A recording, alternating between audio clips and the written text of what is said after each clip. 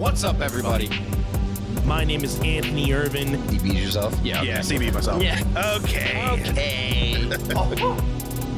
I'm Jim Green. Don't even need a hit of traffic light.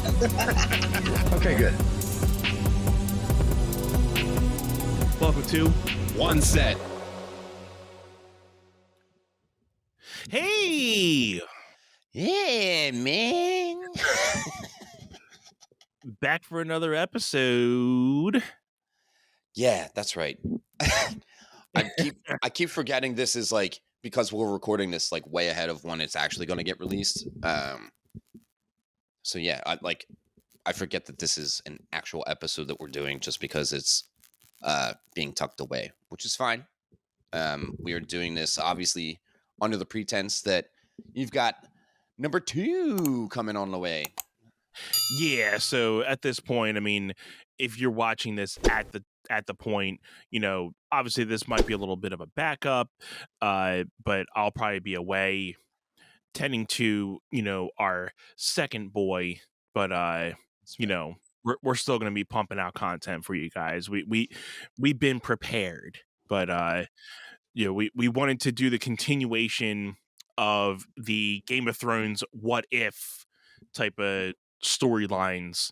And if you saw the last episode, we did seasons 8 and 7. For this episode, we're specifically going into seasons 6 and 5. So Yeah. there's a lot packed into this one.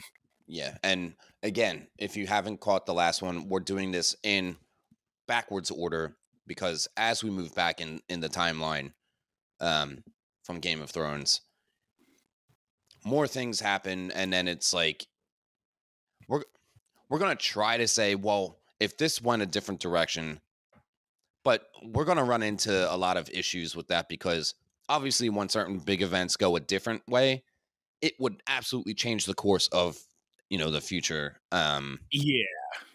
So we're gonna say, well, if this scenario panned out differently, and we're gonna try to navigate it best we can. This was such a cool idea before we committed to it, but it's gonna get tougher and tougher. Like this is gonna get. Yeah. I don't want to say it's not gonna be fun. We're just gonna have to think a lot harder, which. Right. We always dig ourselves into the greatest holes, but yeah, it's fine. So with that, we want to start at the top of season 6. So that would be like starting from episode 10, season 6, and then we'll work our way all the way down to season 5, episode 1. Not necessarily going in unison of every episode depicting, but like kind of going in unison of like certain events and like, oh, what if this would have happened instead of that? So this will be interesting. I mean, what do you have anything to start us off with, buddy? Well, season 6, episode 10, and I really should have like the episode synopsis up. I actually do. Cool. So, I know the big thing in and obviously if you're watching and you haven't seen the show, obviously all of the spoilers. We're talking about everything here. Okay, so yeah, haven't seen the show. If you think you're going to see the show, I mean, if you haven't seen the show, you're not going to know what we're talking about here. Okay, so absolutely. But if you're watching the show and you're not up to this point yet, not yet. Just wait until you get through the show, and then you can refer back to. And we highly recommend it too, just because of the fact that it's such a great series. I mean, we don't want to spoil like so much for you. I mean, we'd rather you watch the stuff and get up to this point, then you can come back to it. But if you don't care, then hey, here we go. Yeah. And I mean, like with that though, this isn't like a spoilery free episode, or I mean, we're going to talk about things that happen later on in the show, and we'll make mention of things that happen leading up to these points. So, Yeah. um, yeah. So season 6, episode 10, the big thing is Cersei is going on trial um for her crimes. I Hmm. mean, she already did the walk of shame that was earlier in the Yes. season.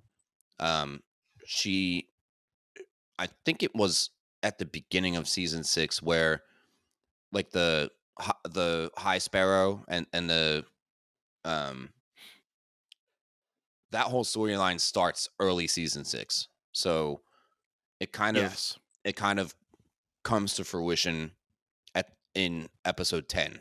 Um Cersei is expected to show up for trial. Um Queen Marjorie is there at the trial. The High Sparrow and the Scepters, they're all there, and she just blows the place up, right? Um Hmm. what is it called again? The I wrote episode title. The episode title is called "The Winds of Winter." yeah. So Cersei blows up the Sept of Baelor, right? Um Yeah. and the the one maester like that works with the Lannisters winds up getting like stabbed by the kids Yeah. when they're playing The Reigns of Castamere is the song throughout that whole sequence um where Marjorie's like Cersei's not here, and the High Sparrow's like, well, she'll be here, and she's like Queen Marjorie's like, don't you understand, she's not coming. And then people started to like realize, and then they wanted to leave, and the Scepters um were holding everyone hostage and not letting them leave, and then they all just get torched, like the whole place just goes up Right. in green flames. um and then obviously after that, like they show Cersei seeing the place blow up, and then she's just drinking her wine like, yep, cool, that Mhm. worked out. Yep, I did that. I think the maester you were talking about wasn't it Maester Pycelle? Yeah, or yeah, yeah, because Yeah. um Quagar, the like short Yeah. dude that um he Uh, revi- he revives the mountain into like the zombie mountain, which uh-huh. When you're talking about hydration, hydration is not only for people training for championships and marathons. We're talking about daily maintenance people. Jim, did you know that 75% of Americans are chronically dehydrated? I believe it, Anth. I mean, honestly, in my line of work, dealing with teaching children and also dancing with adults my age, younger and older, I can almost tell based off of how well people not just perform athletically, but how we carry ourselves and how we communicate back and forth, our facial gestures and just our energy alone. I can tell when somebody's sluggish and they're sleep deprived versus they're just sluggish because they're a dried up sponge because they are dehydrated, right? Absolutely. And for people like me who are working the 9 to 5, and, for me gigging at night, proper hydration is definitely crucial to maintain function throughout the day and keeping yourself energized. And that's why proper functional hydration is essential. And who's going to give it to you? Liquid IV, because Liquid IV is the number one powered hydration brand in America. Their hydration multiplier is the one product you're missing in your daily routine. I like to use it first thing in the morning. I've been doing a lot of workouts here and there, so I pop it in my water bottle first thing in the morning. Gives me a little boost of energy, what I need. And sometimes during the day when I'm doing that like 2 o'clock, rundown, I'll pop a little one. If not in the morning, it gives me a little bit of that energy that I need. With just one stick, you can hydrate real life 2 times faster than water alone, plus get essential vitamins and 3 times the electrolytes as the leading sports drink. And not only that, Liquid IV comes in 12 delicious, refreshing flavors to keep your hydration routine exciting.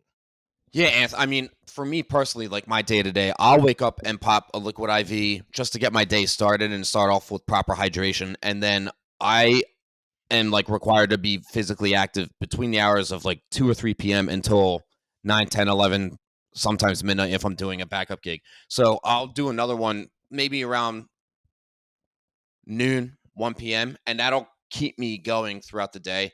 And I just feel so much better. I don't even drink coffee on the regular like that because I don't need to pick me up unless if I'm like really just not sleeping much. And then I'm like, all right, get me that. I don't like to rely on caffeine unless I absolutely feel like I need it.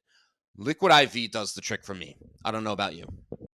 Again, one stick with Liquid IV and 16 ounces of water hydrates you 2 times faster and more efficient than water alone. It contains 5 essential vitamins with 3 times the electrolytes of the leading sports drinks, and it's made with quality ingredients, non-GMO, and free of gluten, dairy, and soy.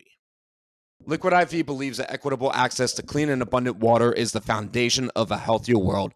They partner with leading organizations to fund and foster innovative solutions that help communities protect both their water and their futures. To date, Liquid IV has donated over 39 million servings in 50 plus countries around the world. Yeah, man. Real people, real flavor, real hydrating. Get 20% off when you go to liquidiv.com and use our code 1SETPOD. That's 1SETPOD and at checkout. That's 20% off anything you order when you shop Better Hydration today using promo code 1SETPOD at liquidiv.com. Dude, I've been getting this annoying itching feeling under my armpits from the deodorants I've been trying and using, and I can't seem to find something that works for me.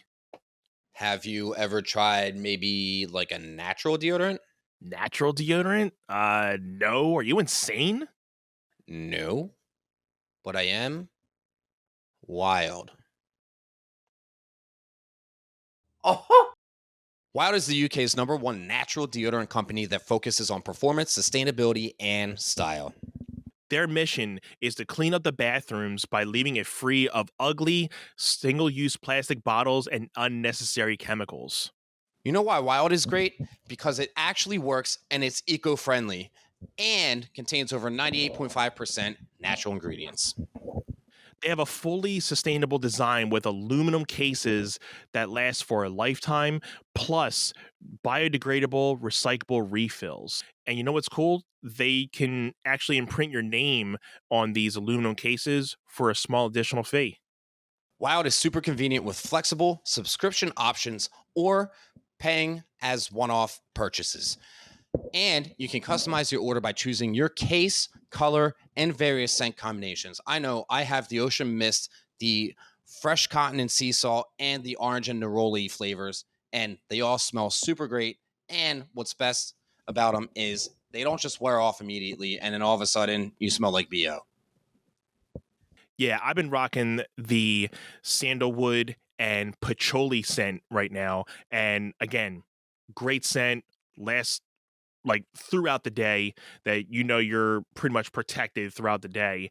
And I also was able to try the mint and aloe vera. Big aloe vera fan, right on point, long lasting, and you can look forward to these cases and scents in a limited edition every month.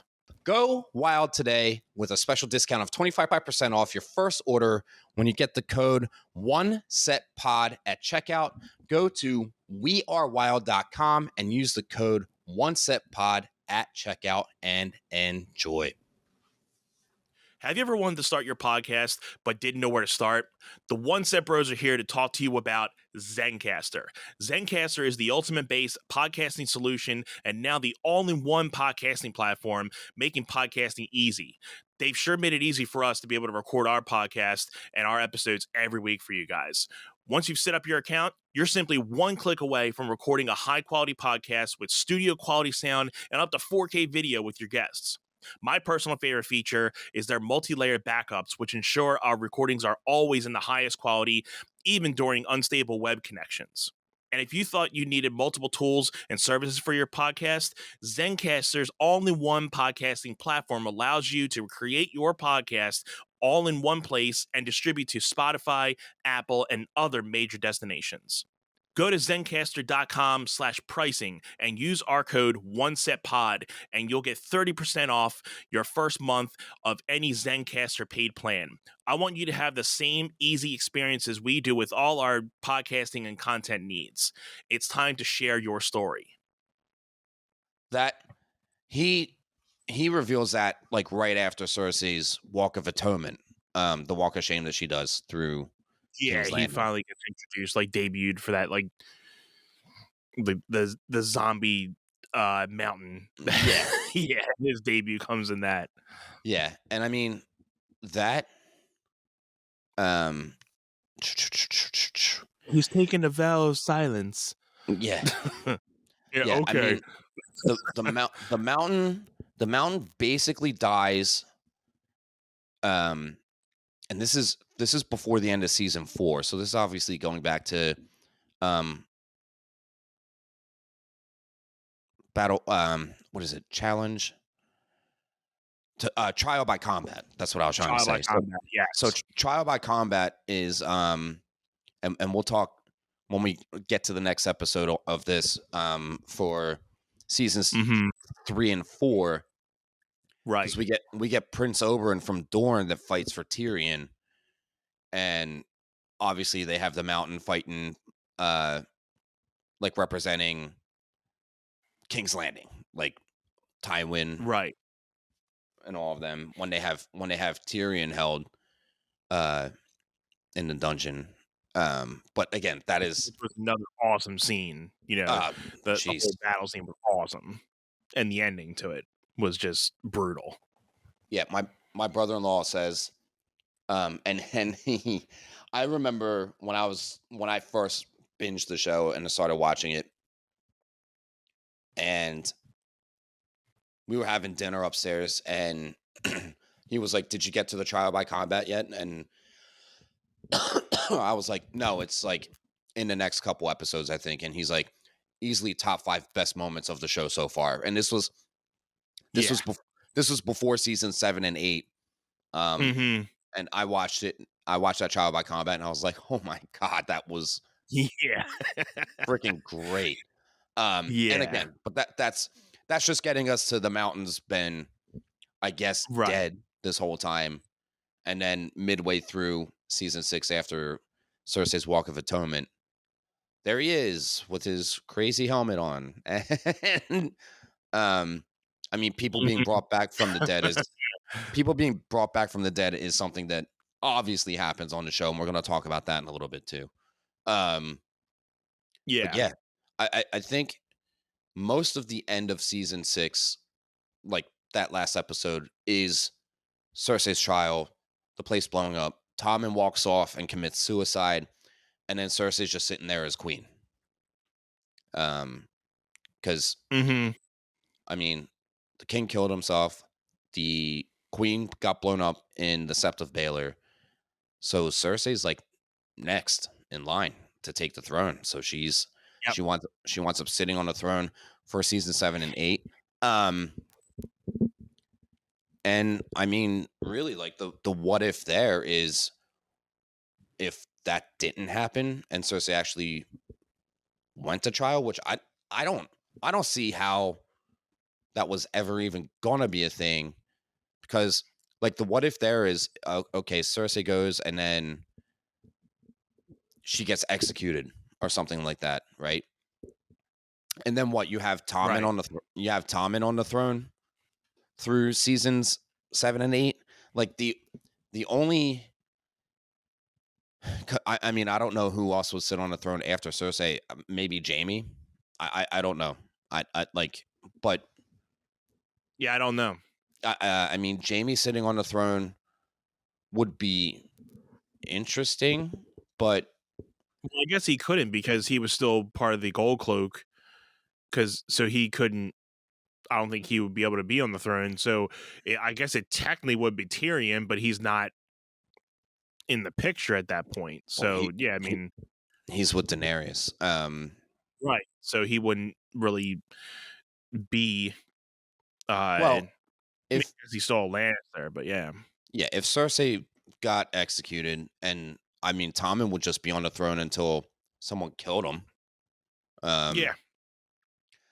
And realistically, and I know we talked about if the White Walkers did actually plow through Winterfell and make their way to King's Landing, um, at that point, you could have had the Night King and the White Walkers just take out Tommen. And I mean, it's kind of boring, Easily. right?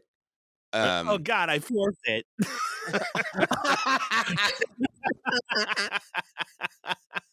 Oh God, I forfeit.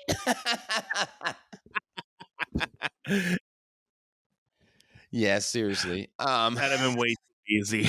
Yeah. um yeah, I mean after Yeah, going through season 6. I know I the mean, episode the episode before that is the Battle of the Bastards, right? Um yeah, the next big thing in that uh season was, the Battle of the Bastards. Yeah. yeah, and the only what if around that is if like Jon Snow lost and Lost. and you just have Knights of the Round never came. Ramsay would have definitely, just taken over won. Winterfell. Yeah. And at which point, I mean, if that were the case, then you definitely have like okay, so Jon Snow gets killed at the end of season 5, and then the Red Woman brings him back. I think it's episode 2, season 6. Yeah. So you're not bringing Jon Snow back to life just to have him get killed in the Battle of the Bastards against Ramsay, right? So yeah. you could have, Ramsay hold Jon Snow captive into season 7, all the way through season 7 even. But then there's no, like, him and those guys going up past the wall, finding all the walkers, the dragon dying, the dragon being turned into the Night King's dragon. Like, unless if it's just that same army without Jon Snow. But Daenerys taking the dragon up past the wall never happens if Jon Snow doesn't make his way from Winterfell to Dragonstone to meet with Daenerys to ask her to mine the dragon glass to beat the walkers. So, I mean, at that point, yeah, the Night King and the walkers plow through Winterfell and just go straight to King's Landing, right? That would definitely be the case because, like you said, with Jon Snow's arc throughout the series, a lot of that stuff would have never happened. So yeah, you can easily say the dead would just plow right through Winterfell, go right into King's Landing. Because you wouldn't be able to form that big of an army because nobody at that point, other than Jon Snow, was, really concerned with something like that. He was the one that was bringing everybody together to be prepared for that. Nobody was worrying or even thinking about that. Yeah. Yeah, and then the only other thing I could see is, if Jon Snow escaped Winterfell when the walkers plowed through and kill off Ramsay Bolton, then that's fine. And then like somehow you would still have to get Jon Snow to Daenerys. I don't know how. And then he could help her defend King's Landing because you have the walkers take over Tommen. Oh, I forfeit. And then I forfeit.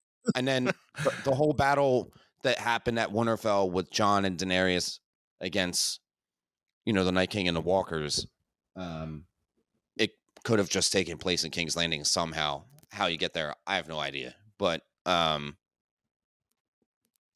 yeah, I know at the end of season 6, we get like Daenerys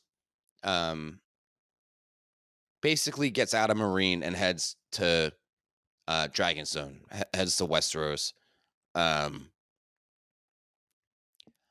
don't like I don't see a what if happening there where like if she gets stuck, how any of that would ever pan out. I think ultimately she just still gets to Westeros one way or another, because otherwise her story goes to nothing if it just if it just dies off in Essos and she just never makes it. So Right. I wouldn't even say, you know, I just think if she didn't get out when she did, she was inevitably getting out at some point. It helped that she got captured midway through season 6, um, when Drogon just like abandons her, and then the Dothraki take her hostage. Um, you could draw that whole thing out longer, but again, it's either she got out of Marine when she did, or it was going to happen later in the season 7. Like I don't see Mm, I don't see that panning out any other way. I mean, it's not like you were going to take all of Westeros and move the story over to where she is. Like she was getting over to them somehow, right? Um, and it just helped that right. she was able, with the help of the Iron Islands, when Theon and Yara, or well, it was Yara actually, because Theon is still, um, Reek. Reek. Well, yeah, because he doesn't make his way to Dragonstone until Jon Snow's there in season 7. So Yeah.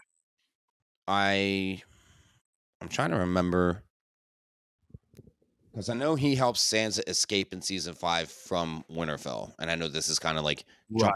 jumping all over the place here. I don't remember if Theon just winds up staying in the Iron Islands.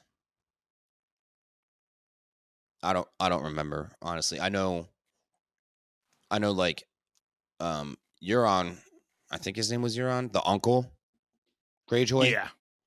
Yeah. He winds up capturing the both of them for Cersei. So it's like Yara brought some ships to Daenerys to help her get to Dragonstone, but then the uncle winds up taking over the Iron Fleet, and then Yeah. and Took then Yorick out. and then Cersei winds up having the Iron Fleet at King's Landing. Yes. Yeah.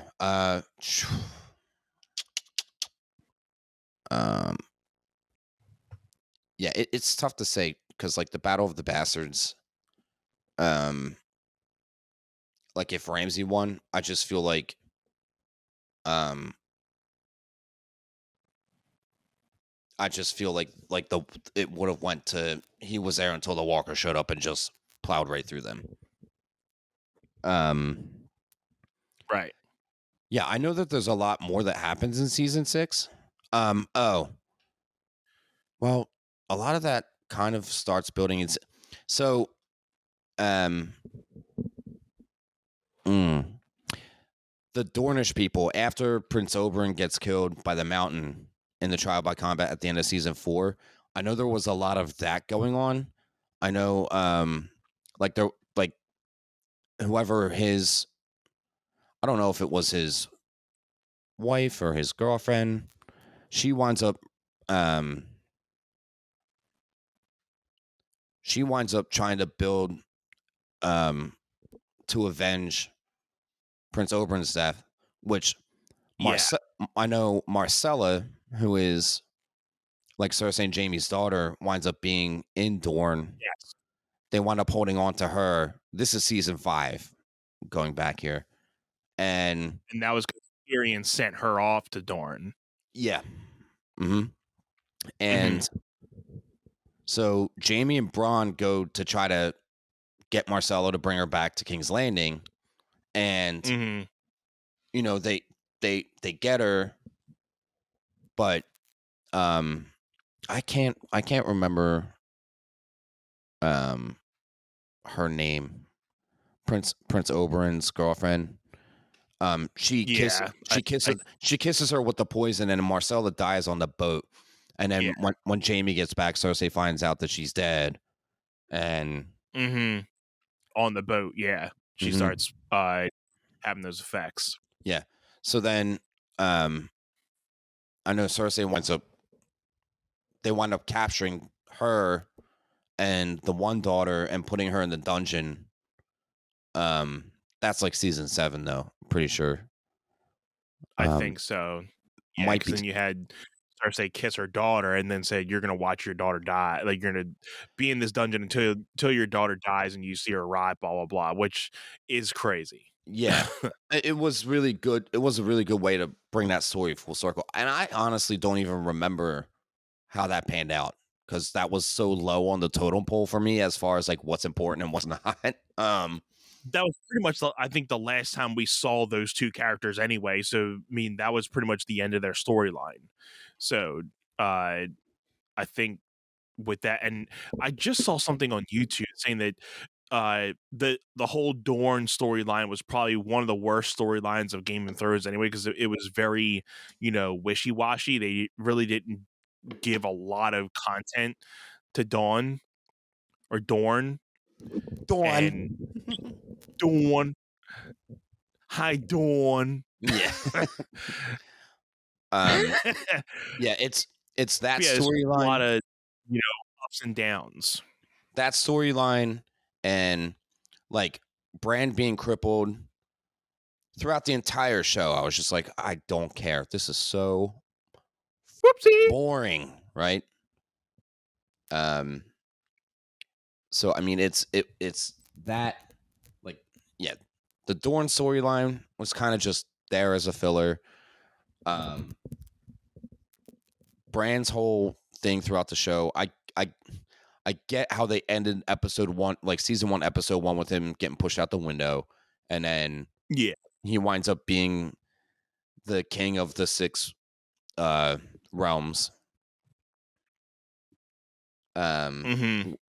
But I don't know. Anytime he was on my screen, I was like, all right, Whoopsie. break right here, right? Yeah.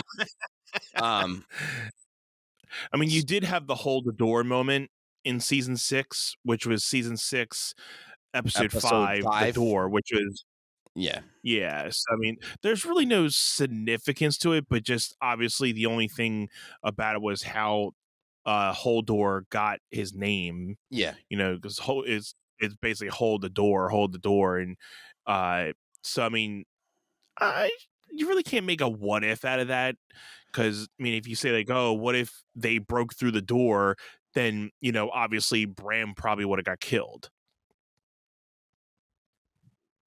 Would have been But fine. Would have been fine with me.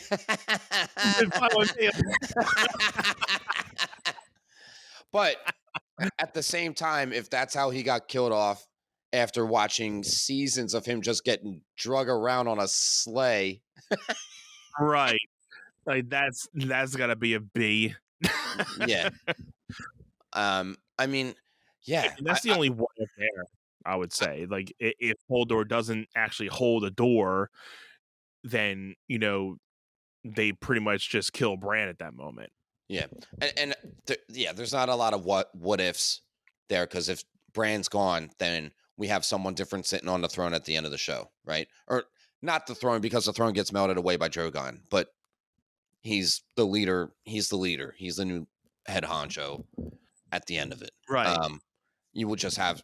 I mean, no matter what, because whatever's going to happen is going to happen. He just has the vision to know what's going to happen.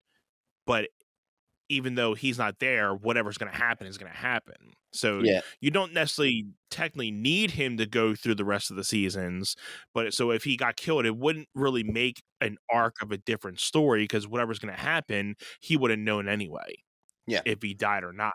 So yeah, and it's just you have probably Tyrion leading after him, because I mean he's the hand to Bran,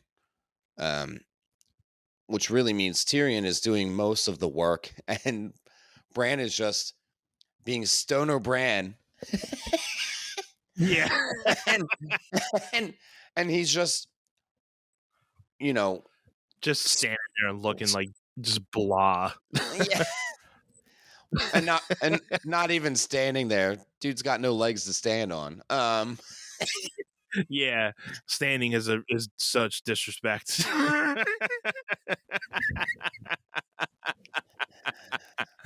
Oh my god.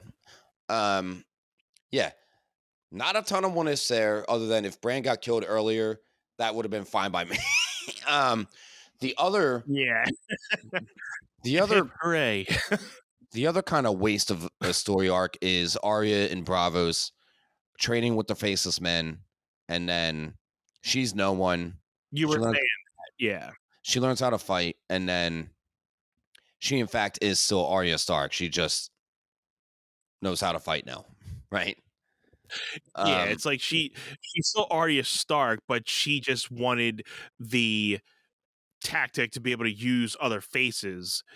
But the point of the Faceless Man is you're not a you're nothing but these faces. But she she wanted to still be herself. She just wanted to use the faces as a tactic for, being able to disguise her. It's almost like being the what is it? The like a mystery of disguise. What's the guy?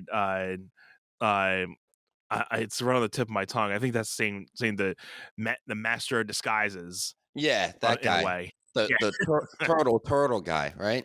Yeah. Yeah. Um, Am I not turtle enough for you? yeah, You imagine her just walking in with Sansa, just gonna, just doing am I that. not turtle enough for you? Turtle, Like, can we turtle, just right? can we just hang her now? Like,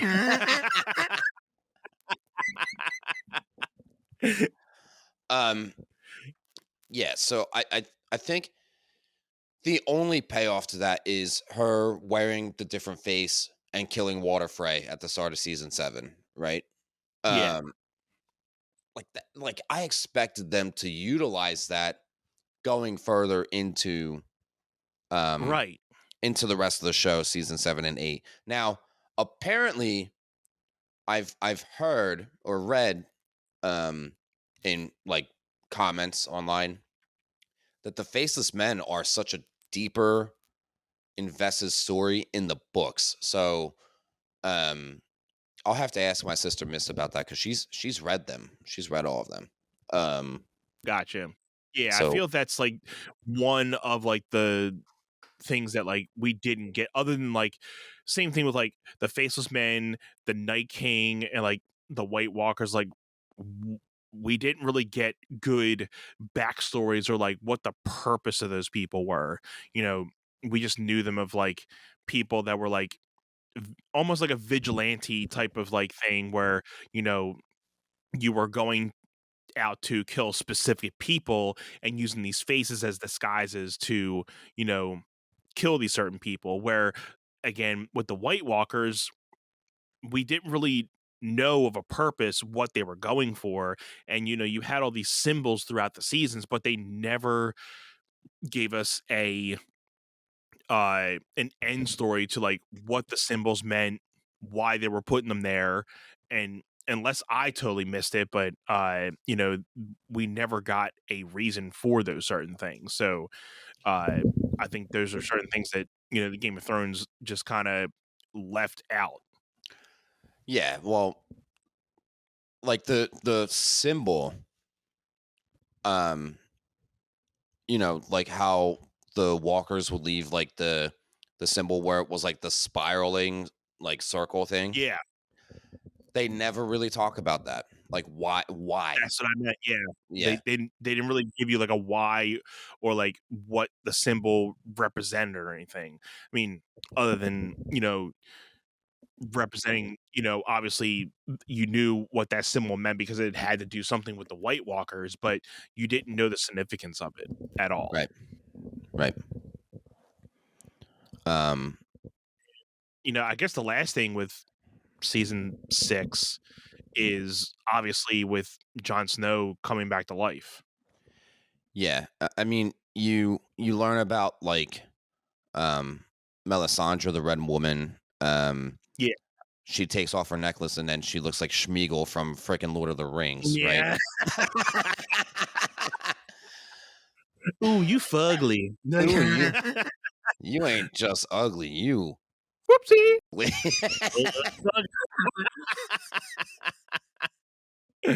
Yeah. um, yeah, and Yeah, that uh, black on crack. yeah, um, yeah. Jon Snow gets revived, and then he winds up hanging the people that stabbed him and had him killed at the end of season 5.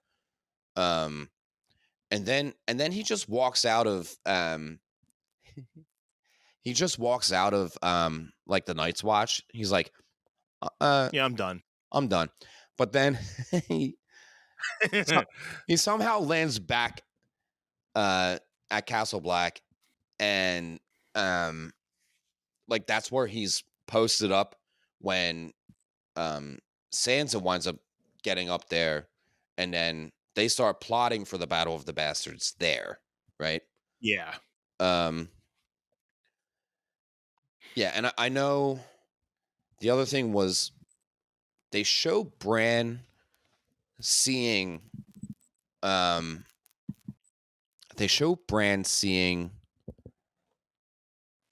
the um like they show the cutscene of like young Ned Stark Yeah. having the battle outside the castle, and you hear the woman screaming upstairs, and then Right. I don't know.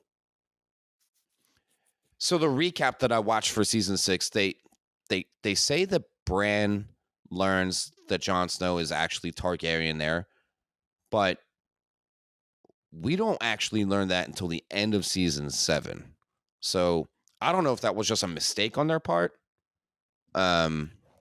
I think they gave the foreshadowing because, again, after watching it so many times, they give you a lot of foreshadows to John's actual, roots, but obviously people didn't know throughout it until you connected the dots. But I think they, at that point, they reveal that Bran knows something about Jon Snow that Wait, we don't really understand until later in other seasons. yeah, no, Because they cut to Lyanna Stark talking to Ned about you know John and saying you have to protect him, and then they show the close up of Jon Snow, mm-hmm, but they don't really get into like, oh, he's a Targaryen yet. We just know that there could be an inkling that Lyanna Stark is John's real mother because he wanted to know who his mother was. So I think at that point we knew his mother was Lyanna Stark, but we don't know he's a Targaryen at that point. right. We didn't know that Lyanna was married to the Targaryen guy. Yeah, Like they we didn't know. we just We don't know about the just see. secret. We don't know about the secret wedding until the end of season Yeah, 7. yeah, yeah. So that kind of just left us with a cliffhanger, knowing that okay, we know that Lyanna Stark is John's real mother, Yeah, which is fine. It's a Stark, blah blah yeah, blah. But then, again, going into season 7, then we find out, when Sam and Bran are talking, saying like, John has to know, and then he eventually tells Sam that yeah, there was an annulment, and Jon Snow and was the son of Lyanna Stark and Rhaegar Targaryen. yeah, So all that stuff gets spilled out in season 7. So yeah. I thought that was pretty cool how like they kind of were able to, you know, give little, sprinkles Little of the subtle situation. hints along the way. Yeah. Right. So yeah. Let's I think we let could probably start moving into season 5. We can yeah, touch that too. because yeah, season 6. There's a lot of stuff that builds up to like the end of the season, right? Um, Yeah. we talked about the Walk of Atonement, and a lot of it is like the High Sparrow having conversations with everyone and it was just filler into letting us know, like, okay, this guy is a problem. Like he's in high power for King's Landing, Yeah. Yeah. So season 5 is pretty big. Because you end season 4 with Tyrion killing Tywin, and then Mm-hmm. he jumps on a ship and winds up in Essos, and then With Varys. Yeah. with Varys, yeah, and then Jorah Mormont winds up capturing Tyrion after Cersei learns that Jorah was like um like a mole, like actually feeding information back to King's Landing. Yes. She basically sends him on his way and is like, get out. And then he captures Tyrion and brings him to Daenerys, which he thinks is like an act of faith to bring him back in, which that works until he winds up figuring out that he got the grayscale, right? Yeah. Mm-hmm. So, I mean, you could do what ifs on like, okay, what if, I mean, you could do what ifs about like, oh, Daenerys doesn't ever take him back. Oh, what if he just doesn't get grayscale? What if he was never a mole and he just was always there? In the end, he's still getting Right. to he's still going to be with Daenerys, and he's still dying basically the same way he did, protecting her, like fighting for her. Like I don't like that. That Or wasn't go- or what? no, go ahead. I was I was hitting a dead saying end. the fact that or what if Sam never cured Jorah of his grayscale? Obviously he just dies in prison. Then he just has a boring death. Yeah. So Yeah, yeah.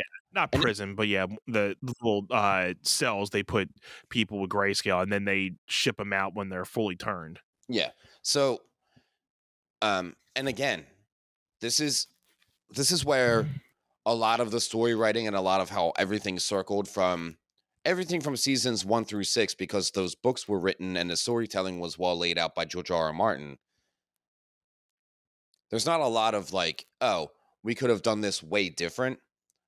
Whereas like when we talked about Mhm. season 7 and 8 and how they ended the show, because they did it so quickly because they had to, there were a lot more opportunities for loopholes there to be like, oh well, they could have done if that happened, then this wouldn't have happened, and then you could have just ended the show Right. different. Now that we're working backwards, it's very like, okay, no, this was all very This carefully could planned out, and um, Mhm.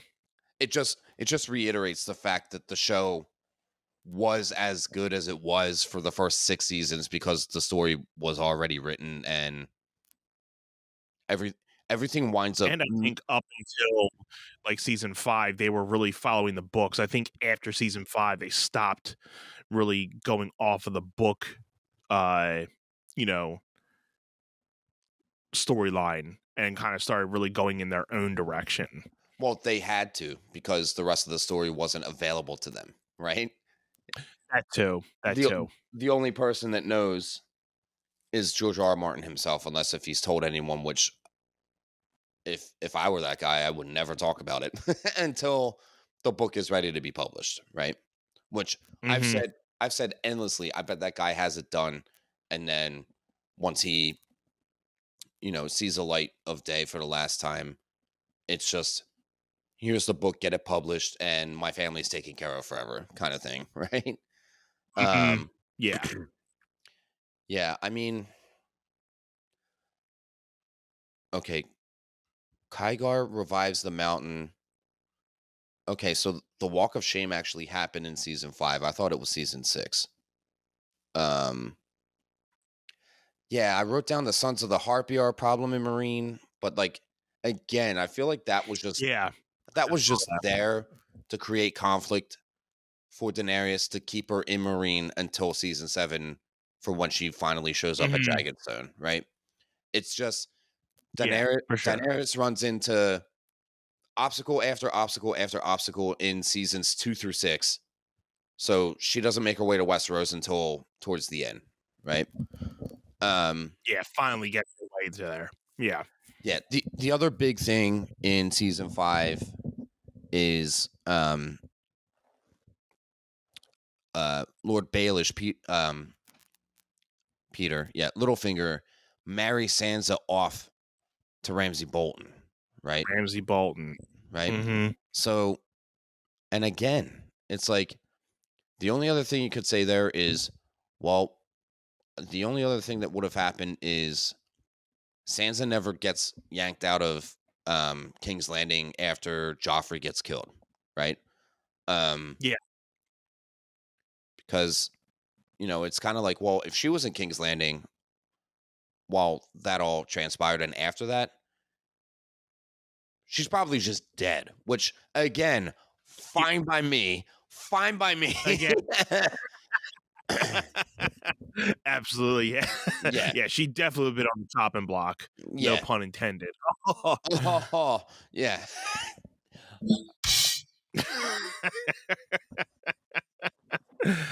Yeah, that.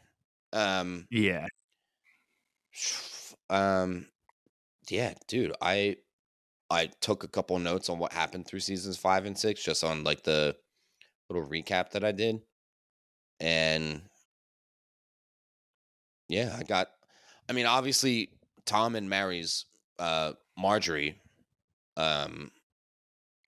Mhm. because Joffrey dies and she's the queen, but like Tom is next in line after Joffrey to take the throne. So a lot of what goes on there is Marjorie is like, okay, well, I can do something with Tommen because he's just a kid. Like, I can get him to trust and believe in me. Whereas Joffrey, there was just no freaking Absolutely. chance, right? No. She tried to you know, seduce him, but she knew he was kind of more, of a psychopath than kind of more being able to be seduced by womanly traits. Yeah. We'll just leave it at that, right? Yeah.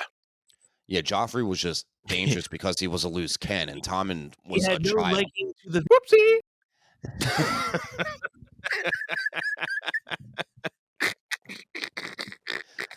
Yeah, that. Yeah, I mean, not a lot of what ifs this panned out. Like, if you thought it could have gone another way that was better, other than get rid of Sansa and get rid of Bran, and it would have been fine by me, right? For either of them, because they both just annoyed the crap out of me watching the show. Right. Yeah, I mean, the sparrows, like the High Sparrow and all of that. I thought it was a good like part of the story just to make conflict for Cersei and the Lannisters that were there. Yeah.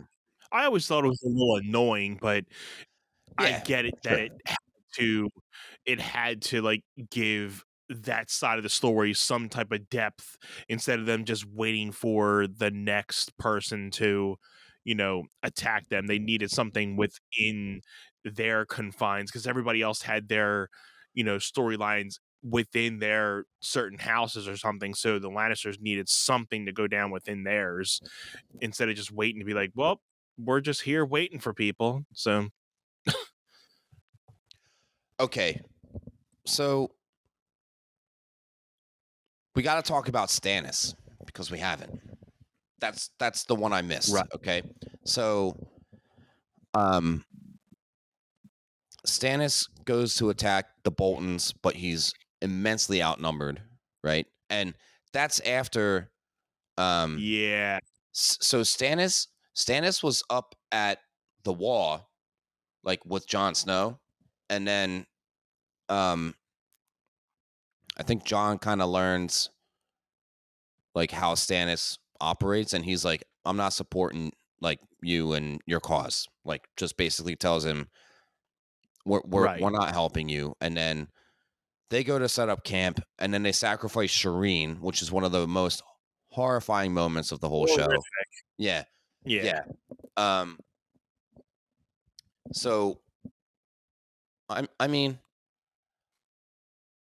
And he gave again, John that ultimatum too, with saying like, "Hey, well, if you, you know, believe me, I'll make you a lord. You know, all your titles, you won't be a bastard anymore. You'll be Lord Stark, something you mhm, always wanted to be." So that was something that kind of really made John really think like, "Oh, okay, well, this is something I've always wanted." But you know, I think after that, you know,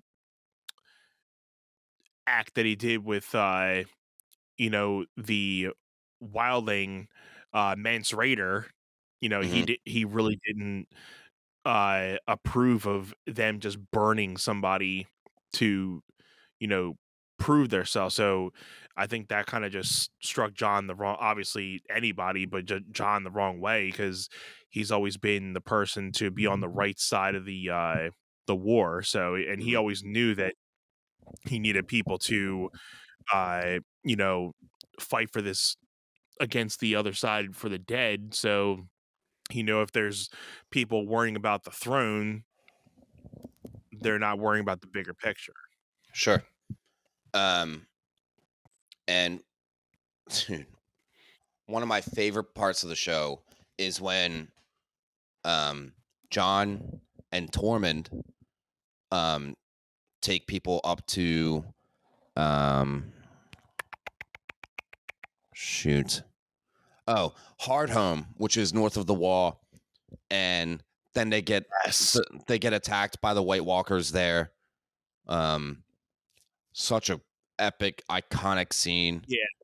I saw that Unfor- scroll through and I'm like, yeah, we definitely got to talk about Hard Home, because yeah, that because was something that, like, you know, really gave like a big scene to that season, because you know that was I think that was the first time we saw the new face of the Night King, because I think that's when they officially like switched out the Night King, because the so original Night King so different, obviously, because there was obviously a different character, so they it had it a new different person playing him. it was.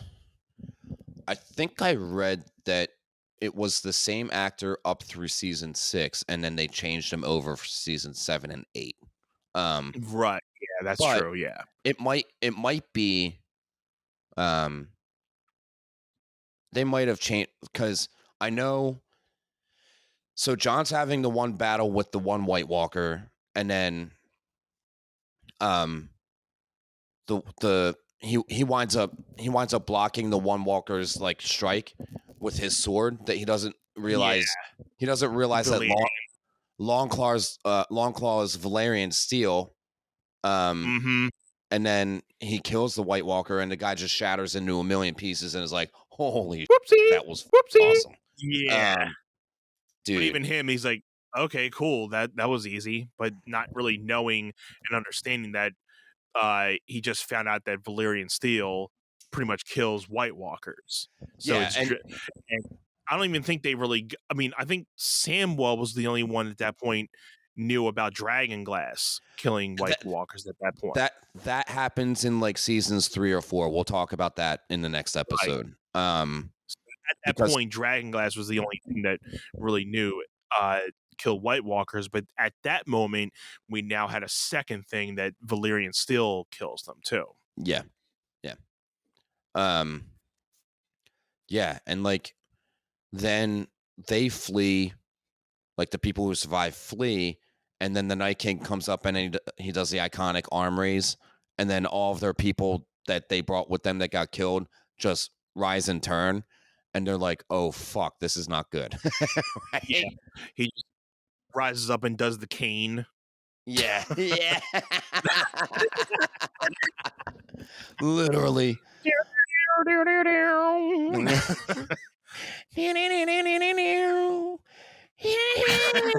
Yeah, all of that.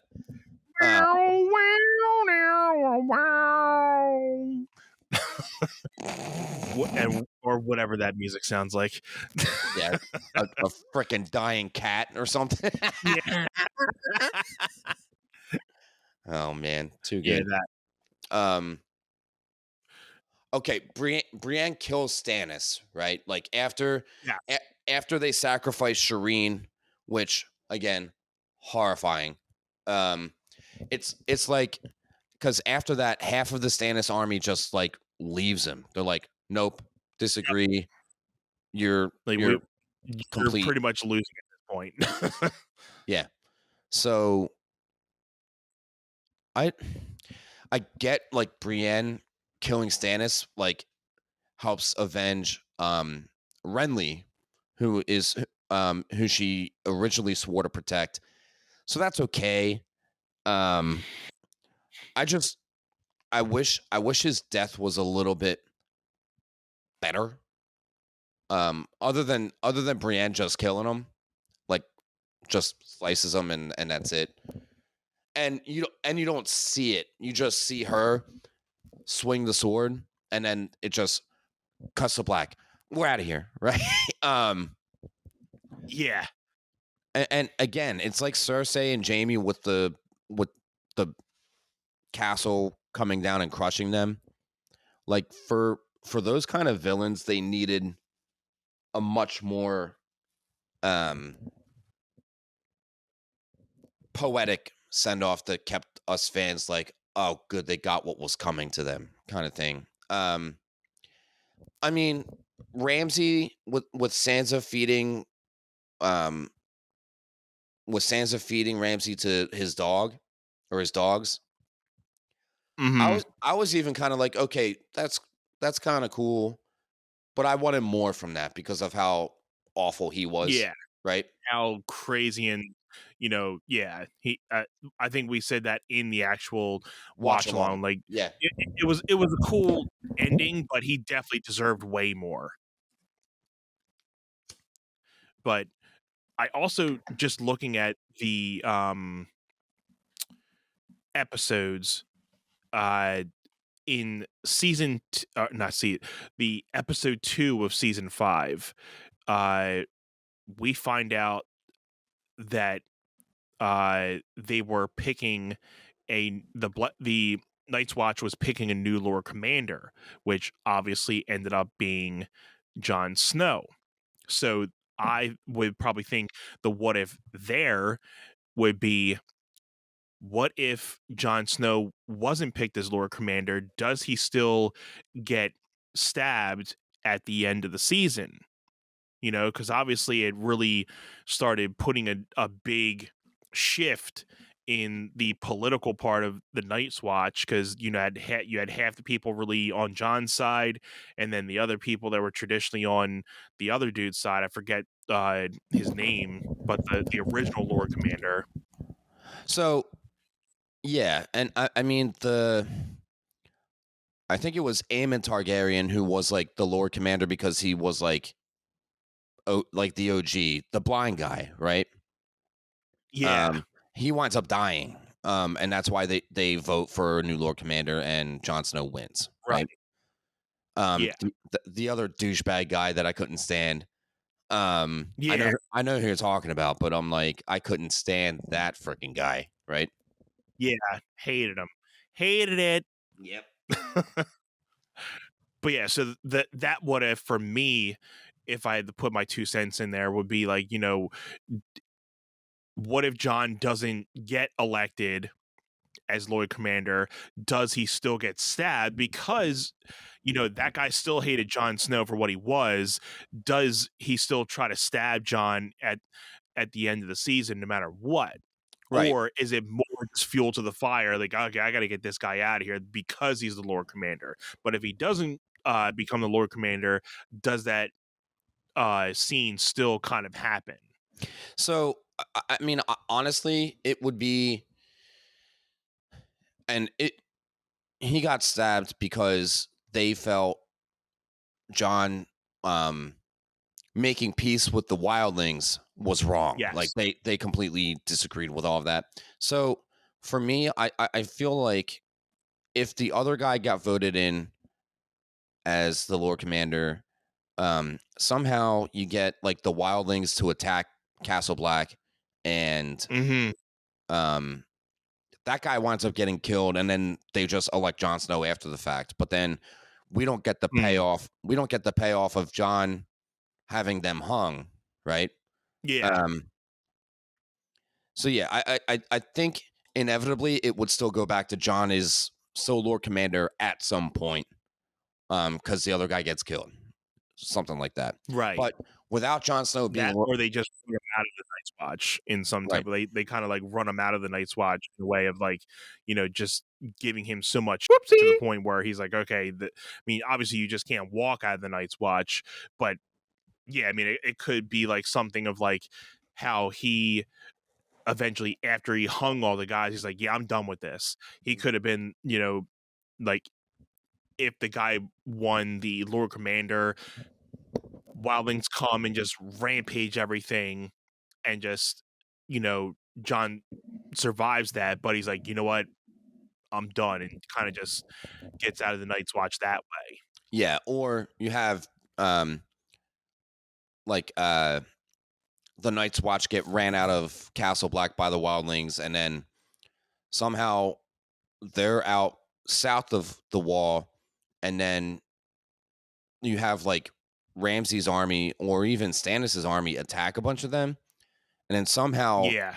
somehow Jon Snow gets captured, and then he could wind up at Winterfell that way, and then you wouldn't have the Battle of the Bastards per se, but you could still have like Stannis' army attacking Winterfell. Mm-hmm. If they didn't burn Shireen at the stake, then it could be Stannis and the Night's Watch people trying to take Winterfell, and then somehow you get Mm-hmm. Jon Snow released from captivity, and then you could have Ramsay kill Stannis, and then Jon Snow kill Ramsay, and then you kind of have like the same scenario pan out after that, going forward. I mean that's Yeah.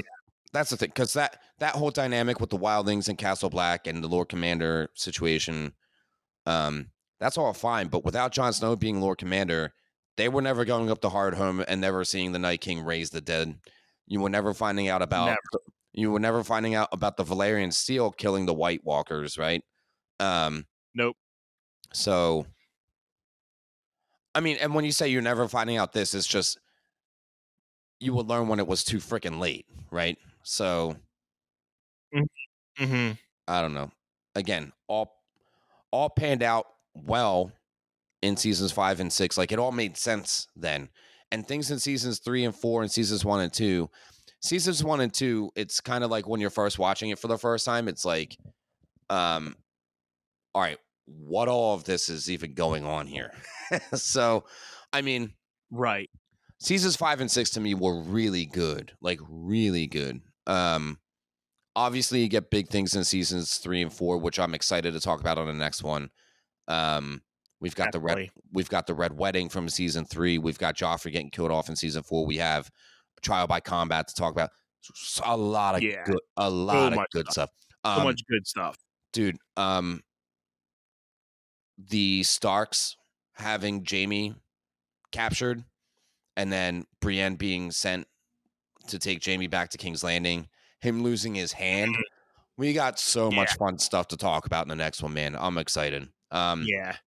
Dude, is there anything else that we want to tap into for seasons 5 and 6? I mean, I feel like we missed a couple things. And we can kind of touch on those when we do the next couple episodes on this. And Yeah.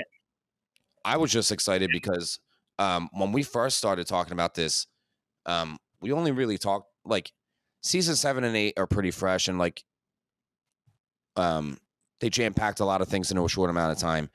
There's definitely a lot more content that we can tap into, and Cheyenne just randomly put on season 3 episode 1, so I've been watching some of that and some of season 4. Mm-hmm.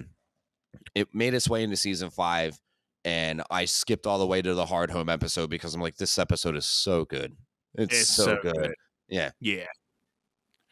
Yeah, I mean, like I said, I think we've hit most of the stuff, but if anybody is watching this at any time at some point, feel free to leave a comment if you have like a situation from season 5, season 6 of like a what if this thing didn't happen, or what if this certain situation in one of these seasons went a different way, how would it probably have changed the story, or like a hypothetical situation. We would love to know. And even some of the things that we talked about. If you felt it would have been something different, let us know. Put a comment in the comment section, and we would love to see your thoughts on it. And Absolutely. if you guys are, been tuning in, we're going to be doing seasons 3 and 4 on the next episode and doing these what ifs, and I think these are fun. It kind of Yeah. just gives another detail into breaking down the whole series. Yeah, because I mean, we can go back and talk about this, and I mean, we did, and this was heavily inspired by, we did like Disney alternate ending, what ifs Yes. weeks ago, and we can jump back in that, and we'll leave in the description for this episode, and all of the what if episodes. Like, hey, if you like this, you can go back and check out the Disney alternate endings, and Yes. and we literally did. We tapped into like a handful of movies. We're definitely doing that again at some point, like, because there are Absolutely. there are so many Disney movies that we could talk about, um, and crossover concepts too. Because I think we kind of started mashing up one story into one movie into like a whole other movie. um, Yeah. oh man, I forget the one that I said, and we were dying. I'll have to go back and look for that one. Yeah. Yeah, we had some good stuff in there. Again, we'll put the link in the description for the video for that if you guys are interested in that one. Sweet. But you want to sign off here? I think so, man. We're about an hour in, and Yeah, I think we got a good amount. We're coming up on 2 a.m., which is our hard cutoff point to be like, all right, you got to go to bed because you have a son that gets you up at 6 a.m. and you're like, all right, this is the start to the day, and then Yeah, if that. But yeah, just want to say thank you to everyone for tuning in to this one. Again, we're having a lot of fun talking about this throughout the week, planning for these. And let us know again if you would like us to do an alternate ending for any movie or any show. Let us know. Obviously, if we haven't seen it, we won't be able to speak to it too much. So, love all of Yeah. you. All the love to you. Thank you so much for tuning in and supporting us. Whether it's now or down the line, these episodes are going to be available, I would say, for as long as we both want them to be, right? Until the internet crashes and everybody just doesn't want to be on the internet anymore, which will never happen. Right. But yeah. Yeah. All right, man. Love you, bro. Until next time. It's been one sec, guys.